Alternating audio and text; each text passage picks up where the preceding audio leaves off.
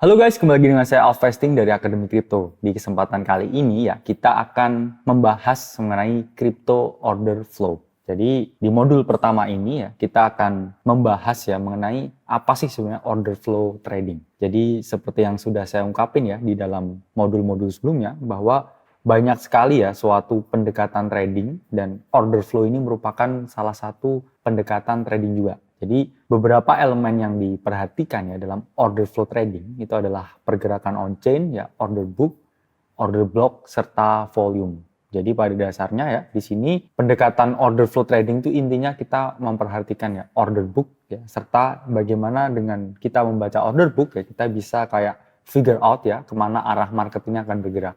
Entah itu naik ya atau turun. Apa sebenarnya fungsi dari kita melihat ya order flow atau ketika kita menggunakan order flow trading ya. Jadi pertama ya, kita bisa melihat ya likuiditas ya, yang mana kita dengan melihat likuiditas kita bisa menentukan ya arah pergerakan harga. Dan yang kedua ya, melalui order book ya ini kita bisa melihat kecenderungan apakah market ini akan bullish ya atau bearish. Karena order flow ini merupakan suatu pendekatan trading yang sangat database atau semua sangat tergantung ya pada data kuantitatif yang ada. Sehingga order flow trading ini merupakan suatu pendekatan ya untuk melihat market ya dari sisi kuantitatif. Jadi di sini benar-benar semua based on data ya, based on previous history, di mana dengan data historis itu kita akan menentukan ya arah pergerakan harga. Kalau price action, yaitu dalam tanda kutip cenderung ada subjektivitas dari trader.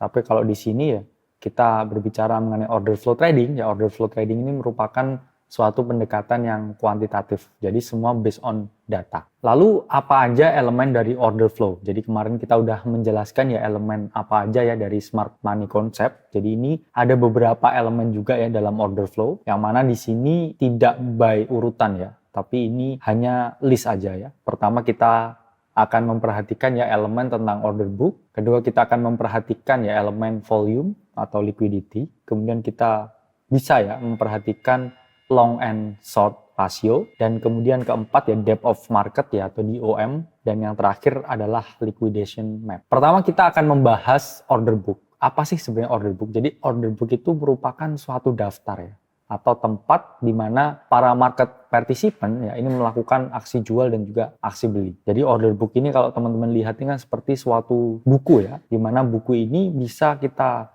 jadikan suatu petunjuk ya untuk melihat kedalaman pasar. Serta kita bisa melihat ya potensi pergerakan harga. Sama aja ketika kamu ngintip ya order booknya, ini banyak mana ya pembeli atau penjual. Kalau banyak pembeli ya dalam tanda kutip ya, quotes on quotes, berarti pasar cenderung bullish. Kalau misalkan kamu lihat order book, wah banyak yang mau jualan nih, berarti ada kecenderungan harga ini akan turun. Simpelnya itu seperti itu.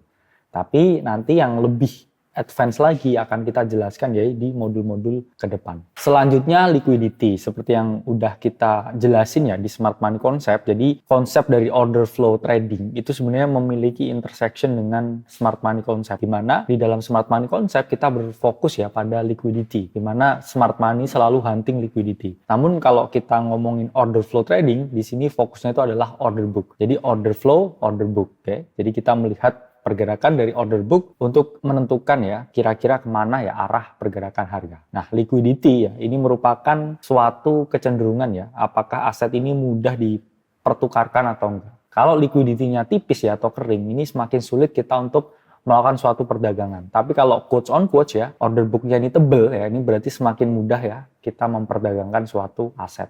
Nah, selanjutnya long versus short ratio. Jadi long versus short ratio itu merupakan ya rasio yang menunjukkan ya mayoritas pelaku pasar banyak yang long atau short. Long berarti mereka melakukan pembelian, kalau short berarti mereka melakukan penjualan. Jadi kita kan bisa melihat sentimen pasar ya dengan mengetahui long versus short ratio. Let's say kita melihat ya long ratio itu lebih banyak daripada short ratio. Berarti kita bisa berpikir ya bahwa memang pasarnya mau bullish ya karena longnya lebih tinggi daripada shortnya. Begitu juga sebaliknya, kalau shortnya lebih banyak ya kita bisa make assumption ya kalau misalkan sentimennya ini cenderung bearish. Nah, selanjutnya adalah DOM ya atau depth of market. Jadi depth of market ya ini merupakan suatu elemen di mana kita bisa melihat ya buy order ya atau bids dan juga sell order atau offer pada suatu area perdagangan tertentu ya atau area of value. Jadi dengan melihat DOM ya di area support atau resistance, kita bisa melihat ya ini kira-kira banyak gak sih ya yang melakukan penjualan ya? Banyak gak sih yang melakukan pembelian ya? Jadi dengan melihat BOM ya, kita akan mengetahui ya suatu kecenderungan penjual atau pembeli dalam area of value atau support and resistance. Nah, selanjutnya adalah liquidation map ya. Liquidation map ini merupakan peta likuidasi ya, di mana kecenderungan ya para trader ini terlikuidasi. Jadi kita bisa mengetahui lebih dari stop loss-nya ya, tapi area likuidasinya ya. It means kalau misalkan harga bergerak di arah tertentu ya, ini liquidation price mereka akan tertrigger ya, dan mereka akan kehilangan ya seluruh posisi yang mereka miliki ya. Itu bisa kita lakukan ya dengan kita melakukan analisis order flow. Oke, di sini teman-teman udah paham ya konsep dasar dari order flow. Jadi selanjutnya kita akan jelaskan berbagai elemen tersebut yang menjadi suatu teori yang lebih komprehensif. Oke, self-vesting dari Akademi Kripto. Sampai berjumpa di modul selanjutnya.